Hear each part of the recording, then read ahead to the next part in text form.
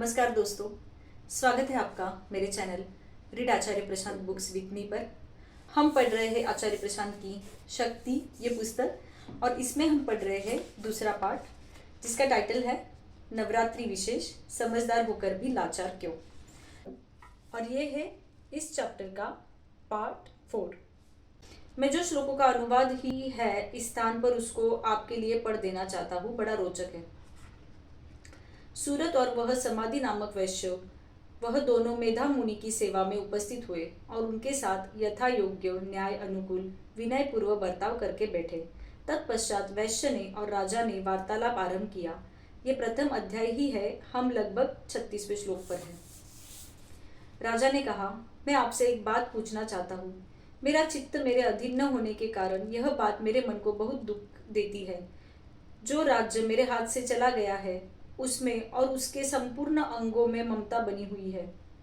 चला गया है, पर राज्य और राज्य संबंधी जो कुछ था मेरा, उसमें ममत्व बना हुआ है। मुनि श्रेष्ठ, ये जानते हुए भी कि यह अब मेरा नहीं है, अज्ञानी की भांति मुझे उसके लिए दुख होता है। ये दुख क्या है? ये सवाल देखिए, ये दुख क्या है? मैं जानता हूँ लेकिन नहीं जानता। जानते हुए भी कि राज्य चला गया है, अज्ञानी की भांति मुझे दुख होता है। ये है यहाँ पर मूल प्रश्न, विचार की विफलता। विचार के तल पर जानता हूँ, वृत्ति के तल पर नहीं जानता। ये मूल समस्या है जिसको ग्रंथ संबोधित कर रहा है। इधर वैश्य भी घर से अपमानित होकर आया है। उसके पुत्र, स्त्री और भ्राताओं ने उसे छोड़ दिया है और इसके स्वजनों ने भी इसका परित्याग किया है, तो ये उनके प्रति अत्यंत हार्दिक स्नेह रखता है। उन्होंने इसको छोड़ दिया है और ये उनकी याद में और चिंता में व्याकुल है अभी भी। इस प्रकार यह तथा है। इस प्रकार यह तथा में सूरत और समाधि दोनों ही बहुत दुखी है। और अब जो वाक्य आएगा ध्यान दीजिएगा। इस प्रकार यह सूरत और समाधि दोनों ही बहुत दुखी है। और अब जो वाक्य आएगा ध्यान दीजिएगा, जिसमें प्रत्यक्ष साफ साफ दोष देखा गया है, उस विषय के लिए भी हमारे मन में ममता जनित आकर्षण पैदा हो रहा है। और इस प्रकार यह तथा में सूरत और समाधि दोनों ही बहुत दुखी है। और अब जो वाक्य आएगा ध्यान दीजिएगा, जिसमें प्रत्यक्ष साफ साफ, और अब जो वाक्य आएगा, इस प्रकार यह तथा में सूरत और समाधि दोनों ही बहुत दुखी है। और अब जो वाक्य आएगा ध्यान दीजिएगा, जिसमें प्रत्यक्ष साफ साफ दोष देखा गया है, उस विषय के लिए भी हमारे मन में ममता जनित आकर्षण पैदा हो रहा है। ये बात नहीं समझ में आ रही? ये केंद्रीय प्रश्न है, समझे। हम जानते हैं कि इस विषय में दोष है। मेरी स्त्री, मेरे पुत्र, यह गलत लोग हैं।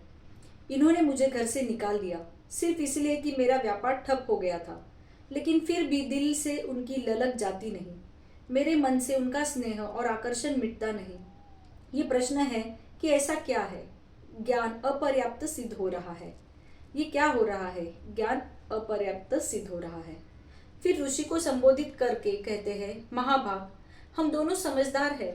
दोनों को अभी तक ये भ्रांति बनी हुई है कि ये दोनों समझदार है।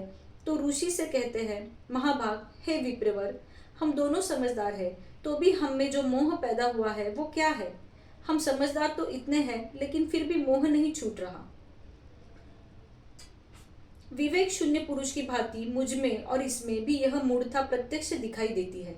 मूढ़ता तो दोनों को प्रत्यक्ष दिखाई देती है, लेकिन फिर भी लगे हुए हैं अपने आप को समझदार बोलने में। और यही उनके सामने बड़ी विडंबना है कि ये हो कैसे रहा है। हम समझदार हैं, लेकिन फिर भी हम में इतना मोह और ममता क्यों? तो ऋषि बोलते हैं, देखिए, विषय मार्ग का ज्ञान सब जीवों को है। विषयों में आसक्ति सब जीवों में है, आप अकेले नहीं हैं। इसी प्रकार विषय भी अलग अलग है, बस विषय सबके अलग अलग होते हैं।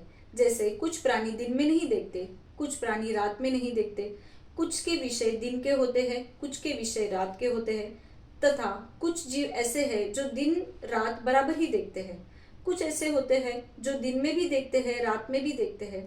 विषयों का अंतर है। माने किन विषयों का? जिनसे तुम्हारी आसक्ति होती है, जिनसे तुम संबंध, ममता, स्नेह वगैरह बना लेते हो। ये ठीक है कि मनुष्य समझदार होते हैं।